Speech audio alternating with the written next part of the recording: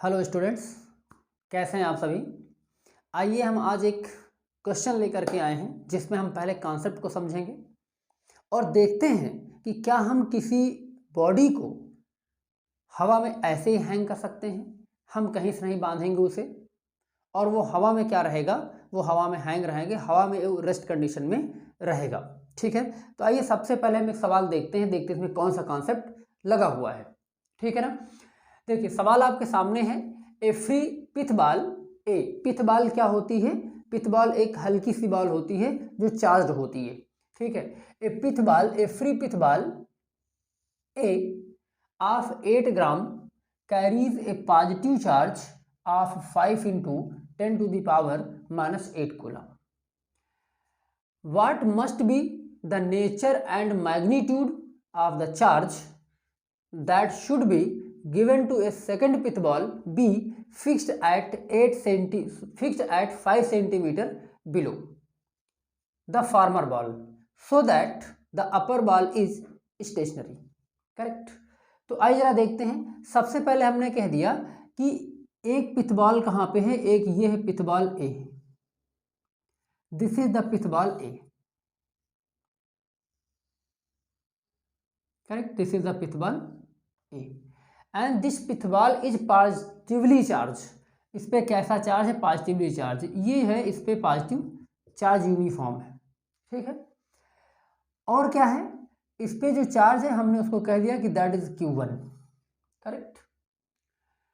What must be the nature and magnitude of the charge that should be given to a second pith ball B fixed 5 centimeter below the former ball? इसका मतलब इससे 5 centimetre के नीचे क्या होता है, एक दूसरी बॉल ये है जो है पिथ बॉल B। ठीक है, जो कौन है? B है। कहा जाता है कि इस पे चार्ज का नेचर और मैग्नीट्यूड बताइए। ठीक है, ये जो है कहाँ पे है? ये स्टेशनरी कंडीशन में रख दी गई है, इसको कहीं रखा गया है। हमने मान लिया किसी कोई बेस दे दिया गया है और उस बेस पे इसको क्या कर दिया गया, रख दिया गया है, क्योंकि ये तो हवा में रुकेगी नहीं। इस पे क्या है, एक टेबल पे रख दिया गया है। इस पे जो चार्ज है हमने मान लिया कि Q2 है। आपसे ये कहा जाता है कि बताइए ये Q2 का नेचर क्या होगा और इस Q2 का मैग्नीट्यूड क्या होगा। जबकि दोनों ही बॉल के बीच की जो डिस्टेंस आपको दी जाती है वो कितनी दी जाती है? That is equal to 5 centimetre. ठीक है, इतनी बात आपको दी जाती है।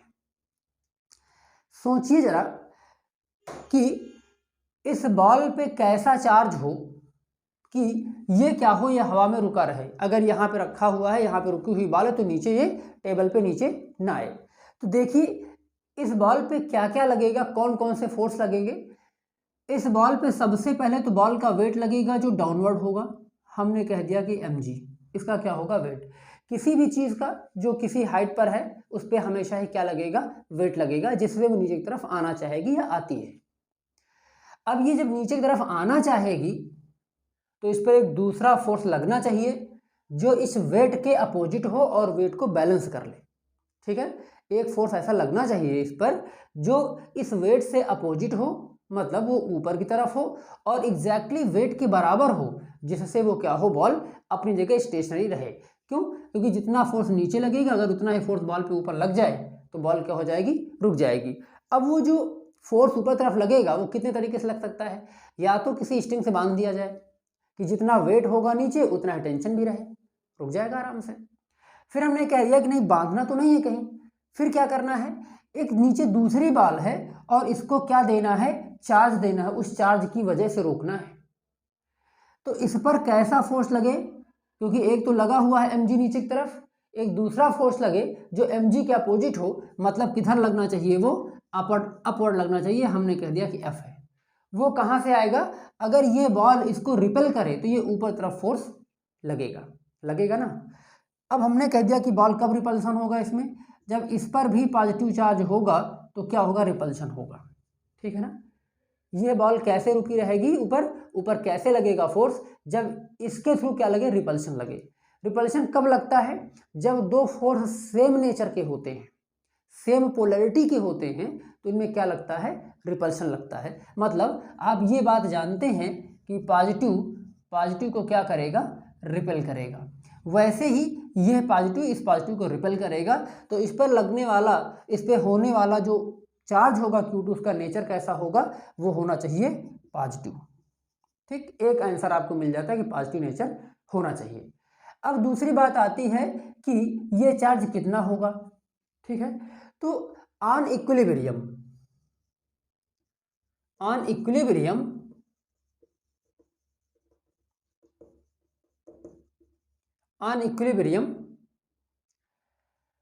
नेट फोर्स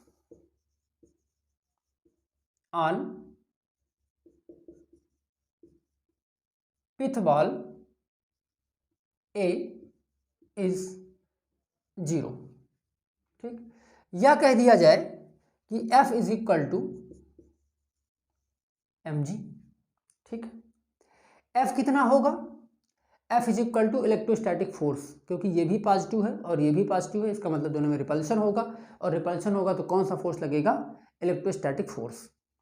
इलेक्ट्रोस्टैटिक फोर्स का क्या फार्मूला होता है, 1/4πε0 Q1 Q2 divide by are square, ये हो जाएगा F, that must be is equal to mg।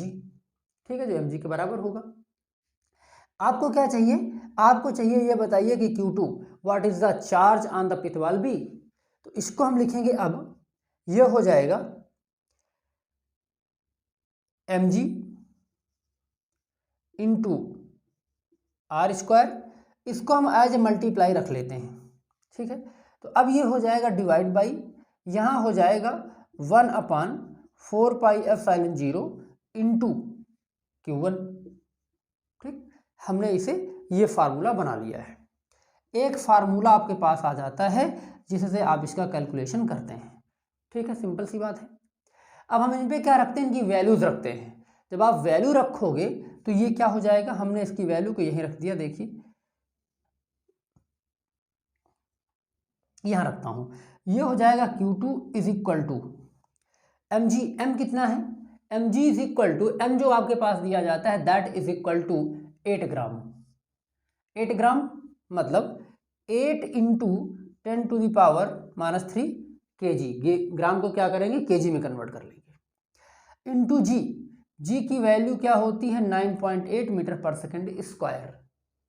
उसके बाद है r, r कितना दिया गया, दोनों के बीच की डिस्टेंस कितनी दी जाती है 5 सेंटीमीटर, इसको कन्वर्ट करिए मीटर में, तो ये हो जाएगा 5 इंटू 10⁻² मीटर, और इसका क्या कर दीजिए स्क्वायर।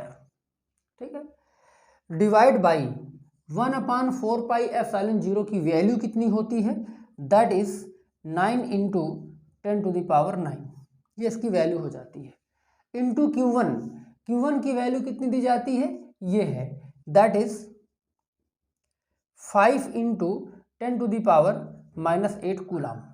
ठीक है ना, इसको हमने ऐसे रख लिया है।